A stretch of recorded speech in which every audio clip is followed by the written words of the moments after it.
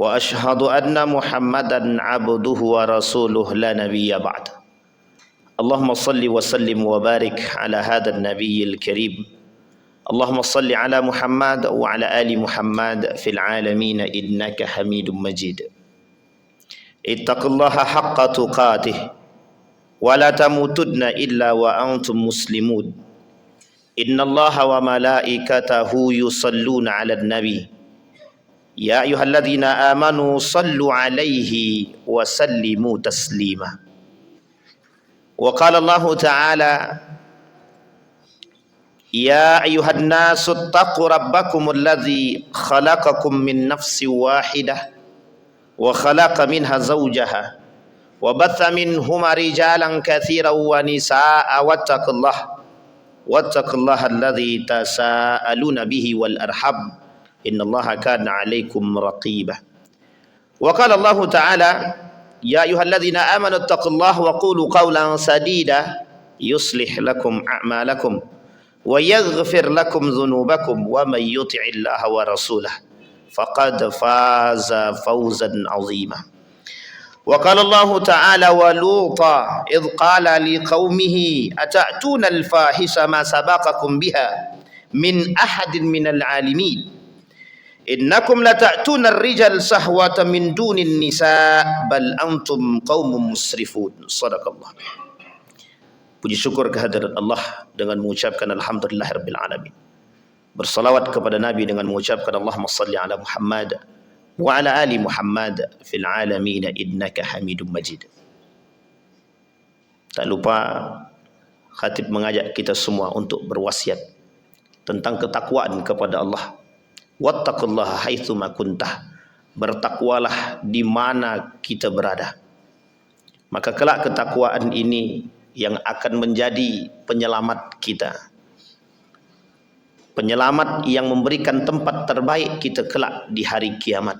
Yang menentukan mana yang pemenang dan mana yang kalah. Mana orang yang beriman dan mana orang-orang yang tidak beriman. Ma'asyiral muslimin rahimakumullah. Ketika baginda Nabi Muhammad sallallahu alaihi wasallam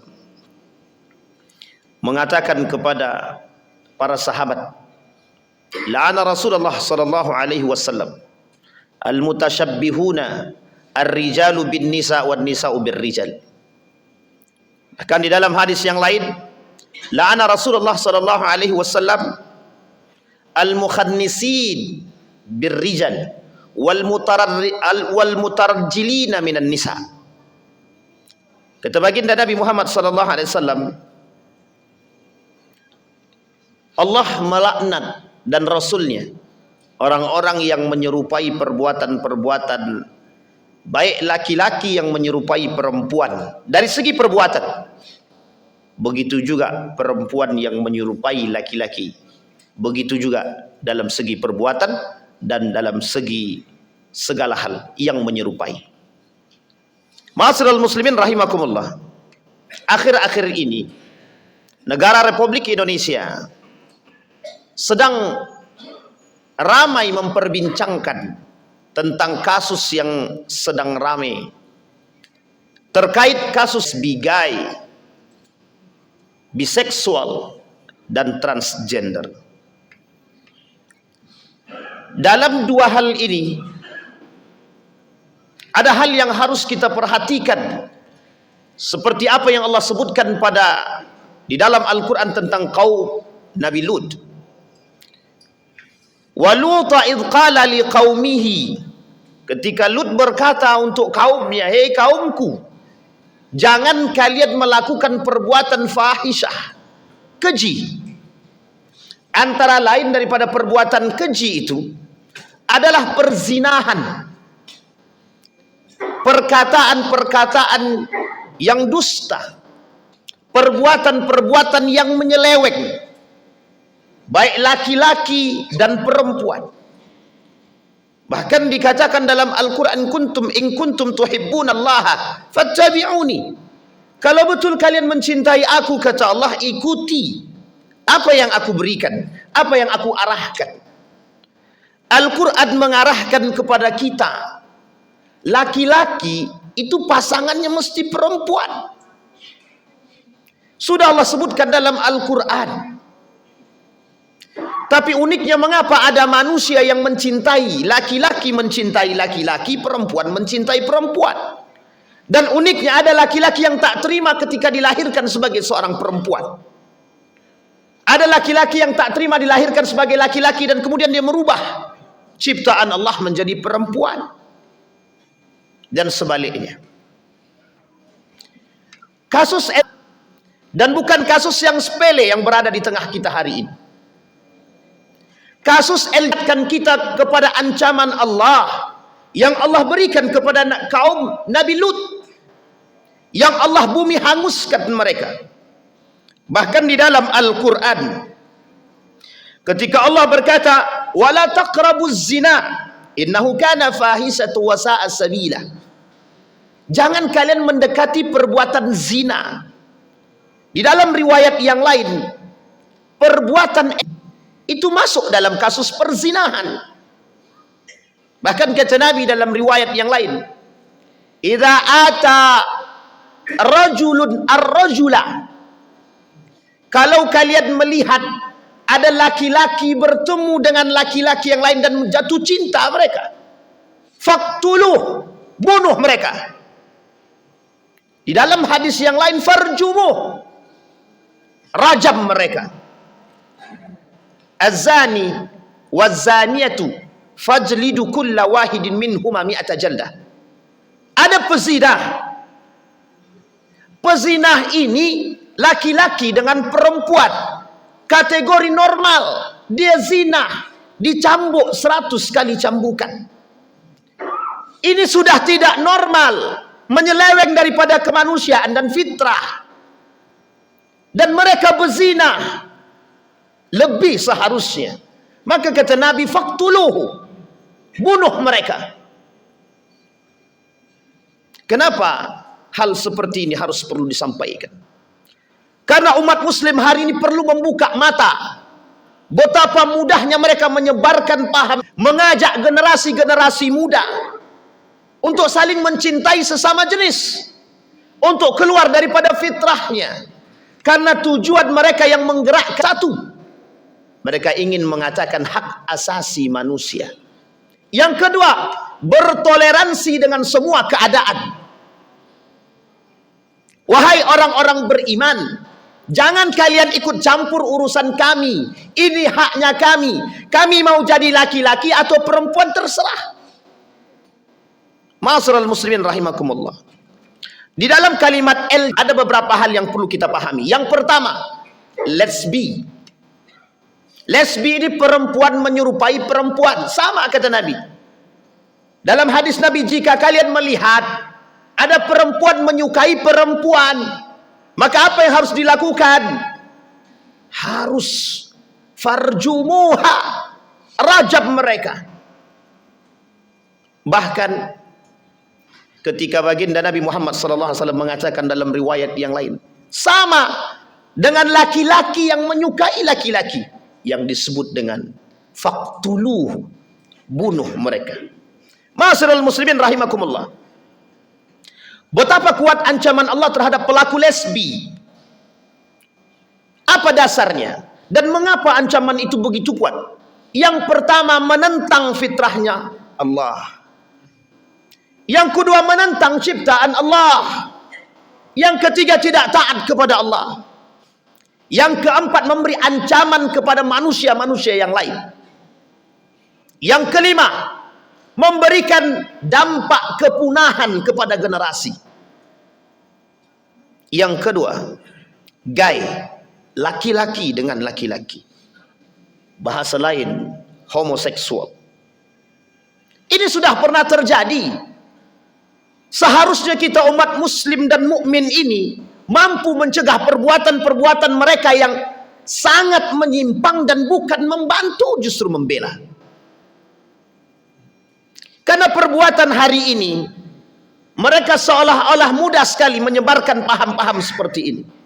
Mereka buat grup WhatsApp, mereka sebarkan. Mereka masukkan nomor-nomor random, acak, sehingga mereka berhasil menyebarkan kegiatan dan program mereka dalam WhatsApp tersebut. Yang ini menjadi daya tarik bagi mereka yang mengikuti. Ma'asyiral muslimin rahimakumullah. Kalau kita umat mukmin tidak berpangku tangan, tidak bersama mengurus penyakit-penyakit seperti ini, akan banyak generasi-generasi kita yang lahir dengan model-model seperti ini. Mereka menyimpang daripada fitrah, mereka menyimpang daripada agama, mereka menyimpang daripada kebiasaan. Ini penyakit yang harus kita carikan solusi terhadap penyakit tersebut. Harus kita carikan obat. Dan perhatian tak bisa disandarkan hanya kepada pemerintah. Semua harus turun tangan. Setiap elemen harus punya tanggung jawab atas perbuatan seperti ini. Na'udzubillah tsumma na'udzubillah. Ketika perbuatan-perbuatan seperti ini menyerang generasi-generasi muda kita, yang kelak berdampak negatif yang sangat besar. Yang ketiga, biseksual, kedua-duanya. Dan yang terakhir, transgender. Masuk dalam kalimat itu laki-laki yang menyerupai perempuan dan perempuan yang menyerupai laki-laki. Ada takdir yang tak mau mereka terima. Seolah-olah takdir mereka menjadi seorang laki-laki adalah takdir yang salah. Seolah-olah ketika mereka diberikan kesempatan menjadi perempuan itu takdir yang salah. Sehingga banyak di antara mereka yang melakukan perbuatan penyimpangan. Mereka lakukan operasi. Ma'asyiral muslimin rahimakumullah. Kita lihat hari ini generasi-generasi kita. Laki-laki tapi kemayu. Laki-laki berbuat seperti perempuan. Ini perbuatan yang menyedihkan, bukan membanggakan. Umat muslim perlu sadar. Ada gerakan besar di balik tersebarnya LGBT ini yang harus kita lawan bersama, bukan sendiri. Baru-baru ini mereka mengirimkan satu flyer yang ingin mereka lakukan kegiatan safar di beberapa negara, dan di beberapa kota di Indonesia. Dan dalam flyer tersebut bertuliskan satu di antaranya adalah Pekanbaru. Tahun 2018 kurang lebih pernah terjadi. Mereka ingin buat perbuatan tersebut di Alamayang, Pekanbaru. Ini menentang Allah, menentang Rasulullah. Mereka menginginkan azab Allah turunkan ke muka bumi untuk orang-orang, untuk kita semua. Sekalipun banyak di antara kita yang beriman dan kita berada di dalamnya, ini bagian daripada kekejian dan kemungkaran. Kita tetap akan mendapatkan azabnya jika kita tak mampu ikut mencegah perbuatan-perbuatan tersebut. Ma'asyiral muslimin rahimakumullah. Perbuatan-perbuatan seperti ini seolah mudah, seolah sering kita temukan. Mengapa? Karena sedikitnya perhatian manusia-manusia terhadap perbuatan-perbuatan yang menyimpang seperti ini. Peran sekolah, peran orang tua, peran pemuka agama, peran masyarakat, peran tokoh, dan semua elemen harus bersatu untuk mengurus perbuatan-perbuatan seperti ini. Ini bagian daripada penyimpangan yang kelak akan mendatangkan azab. Ketika kaum Nabi Lut melakukan perbuatan tersebut, Allah ancam, Allah azab satu kaum. Maka jika kita tak ingin mendapatkan azab dan laknat dari Allah, kita yang berada di dalam harus ikut campur dalam mengurus persoalan kemungkaran dan kekejian seperti ini. Bahkan baginda Nabi Muhammad SAW berkata, salah satu di antara fitnah yang tersebar di akhir zaman adalah fitnah kekejian dan kemungkaran.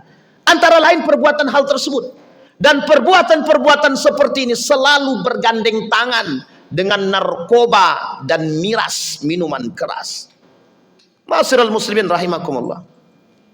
Bahkan Nabi berkata dalam hadisnya, barang siapa yang melihat perbuatan kekejian dan kemungkaran seperti ini dan mereka diam, maka Allah akan melaknat mereka dan menimpakan azab bagi mereka. Ma'asyiral muslimin rahimakumullah. Maka ketakwaan yang tertanam dalam diri kita, seharusnya ketakwaan kepada Allah yang melakukan dua hal, baik hablum minallah dan hablum minan nas. Kalau hablum minallah kuat, hablum minan nasnya lemah, tak sempurna keimanan seseorang. Maka hablum minan nas penting. Ketika baginda Nabi Muhammad SAW pindah dari Mekah ke Madinah, Yasrib, yang ditampakkan oleh penduduk Ansar bagaimana hablum minan nas, saling perhatian antara satu dengan yang lain, saling membantu bahu membahu, saling melihat. Karena ini poinnya, kerukunan. Ketika orang beriman melihat orang beriman yang lain dalam kesusahan, harus dibantu karena itu iman. Maka jangan pernah mengatakan iman kepada Allah jika kita tidak mencintai sesama orang-orang beriman. Satu di antara perbuatan yang harus kita atasi bersama dalam bentuk wujud keimanan kepada Allah, dalam bentuk wujud hablum minan nas, mencegah perbuatan-perbuatan yang keji lagi mungkar. Karena kita sedang menolak bala, ancaman dan azab dari Allah. Ma'asyiral muslimin rahimakumullah. Maka kata baginda Nabi Muhammad SAW, jagalah olehmu nilai agama, niscaya Allah akan menjaga. Kita wajib menjaga nilai-nilai agama yang telah Allah berikan kepada kita. Termasuk satu di antaranya menjaga negara kita daripada perbuatan-perbuatan yang tersebar, dari kekejian, kemungkaran yang hari ini merajalela tanpa ada yang berani untuk menentang mereka.